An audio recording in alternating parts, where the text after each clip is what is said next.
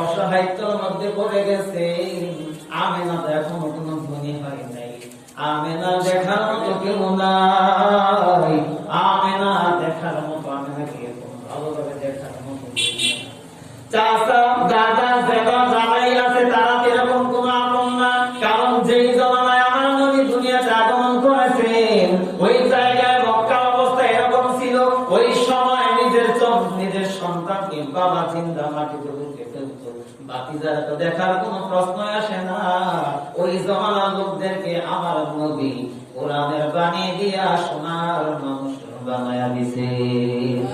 তো যাও সুন্নতে আহমদ পূজা বা মুহাম্মদ কাইগুয়াদ মিসরত তোমরা মুসলমান আল্লাহর গোলাম। প্রতিদিন অন্যান্য সন্তানদের সাথে আমার নবীও খেলা মাঠে যায়। সন্ধ্যা সময় সবগুলা সন্তানের খেলা শেষ হলে তাদের পিতারা কোলে করে বাড়িতে নিয়ে যায়। আমার নবী বলেছি যারা আপন বলতে কেউ নাই। প্রতিদিন আমার পয়গম্বর চিন্তা করে সবার পিতা আসে, আমার পিতা কেন আসে না। এর নবীর আশিকের দল কান্না করে নিজের হাত দিয়া চোখের পানিগুলো মুছতে মুছতে নিজের বাড়িতে ফিরে যায়, মনে করে পরের দিন আমার পিতা আসবে। এইভাবে আরো 2 বছর চলে গেছে। একদিন বিকাল পার হয়ে সন্ধ্যা ঘনায় গেছে, আমার নবীর কোনো খবর নাই। আমেনা পাগলের মতো হয়ে গেছে, যে সন্তানের আপন বলতে কেউ নাই। আজকে রাত্র হয়ে গেছে, সন্তান কেন এখনো বাড়িতে আসে না। আমেনা লোকদেরকে ডাক দিয়ে বলে, দেখছো আমার নবী মুহাম্মদ, আমার সন্তান মুহাম্মদকে দেখছো নাকি? লোকেরা ডাক দিয়ে লোগো আমেনা, তোমার সন্তান মুহাম্মদকে আমরা তো চিনি না। জন্মের পরেই দূর দেশে বড় হয়েছে, মক্কার মানুষ কেমন চিনে না। যাকে বলে সেই বলে আমরা চিনি না। একজন লোক ডাক দিয়া বলে, তোমার ছেলে মুহাম্মদকে তো চিনি না, তবে আমরা দেখলাম মাঠের ওই প্রান্তে একজন লোক ছোট একটা বাচ্চা কান্না করতেছে। আমেনা বড় পাগল, মাঠের ওই প্রান্তে গিয়া ডাক দিয়া বলেন, যে মুহাম্মদ, ও কলিজার টুকরা সন্তান, রাতের অন্ধকারে কেন কান্না করতেছো? মুহাম্মদ ডাক দিয়া বলে, মা, 1 দিন 2 দিন না, 1 বছর 2 বছর না, 1 মাস 2 মাস না, 6টা বছর পর্যন্ত প্রতিদিন সন্ধ্যার সময় আমি অপেক্ষা করছি আমার পিতাকে দেখে। একটা দিনের জন্য আসে না গো মা, আমাকে আপনি জানায়া দেন আমার পিতা কোথায়, কখন আমাকে বলে নিবি। সন্ধ্যা বেলা খেলা শেষে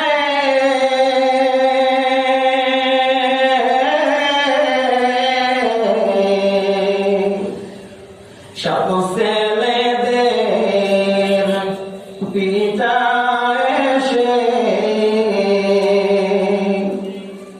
ওরে আমার খেলার সাথী বাইদে, ওরে আমার খেলার সাথী বাইদে, কোলে নিয়ে যা।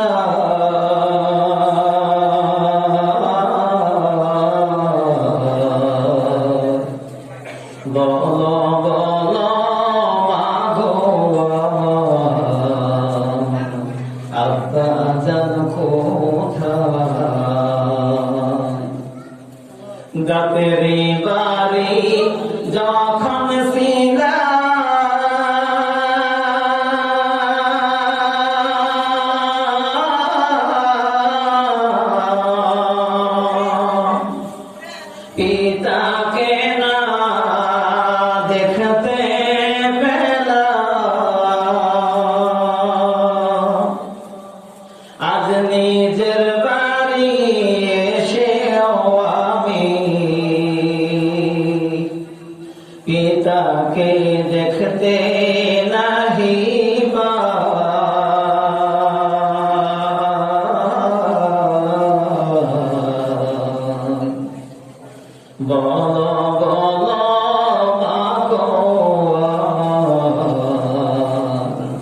আব্বা জান কোথায় শিশু নবী মায়ের কাছে কেন্দে কেন্দে